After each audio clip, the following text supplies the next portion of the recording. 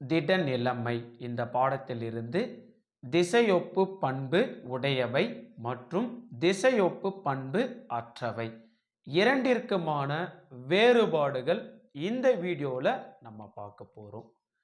திசையொப்பு பண்பு என்பதன் பொருள் என்ன அப்படின்னு பார்த்தோம்னா, அனைத்து திசைகளிலும் சமமான பண்பை பெற்றிருப்பது. ஓகேங்களா? திசையொப்பு பண்பு உடையவை அப்படின்றது அனைத்து திசைகளிலும்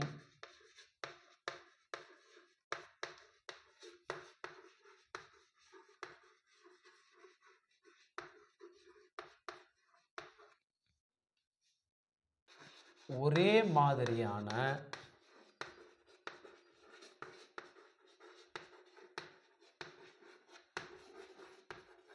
இயற்பியல் பண்புகளின் மதிப்பினை பெற்றிருப்பது. இயற்பியல் பண்புகளின் என்னென்ன இயற்பியல் பண்பு அப்படின்னு பார்த்தோம்னா, ஒளிவிலகல் எண்,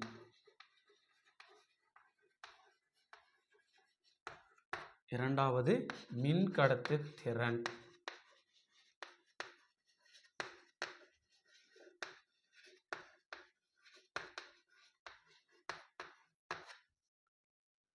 அனைத்து திசைகளிலும் ஒரே மாதிரியான இயற்பியல் பண்புகளின்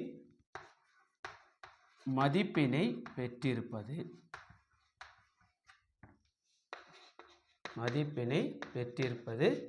படிக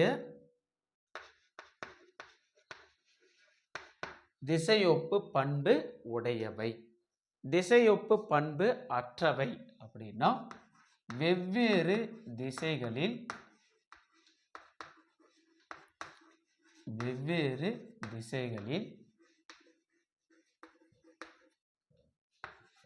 வெவ்வேறு மாதிரியான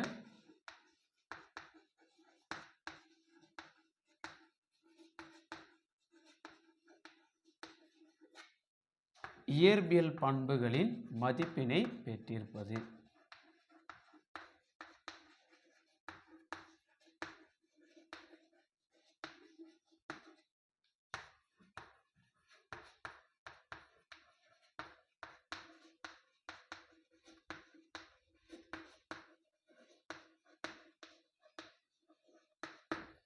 திசையொப்பு பண்பு அற்றவை அப்படின்னா, வெவ்வேறு திசைகளில் வெவ்வேறு மாதிரியான இயற்பியல் பண்புகளின் மதிப்பினை பெற்றிருப்பது.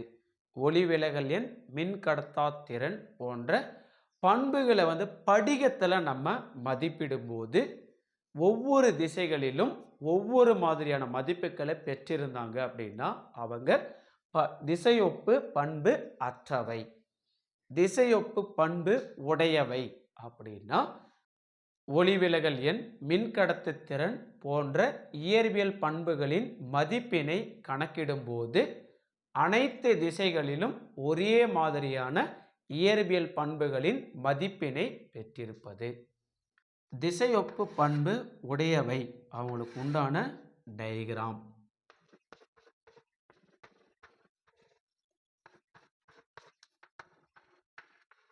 திசையொப்பு பண்பு அற்றவை அவங்களுக்கு உண்டான வரைபடம்.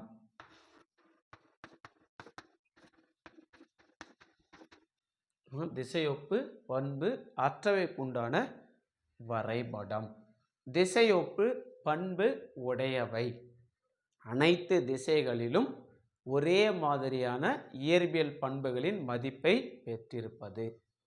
திசையொப்பு பண்பு அற்றவை அனைத்து திசைகளிலும் வெவ்வேறு மாதிரியான இயற்பியல் பண்பினை பெற்றிருப்பது.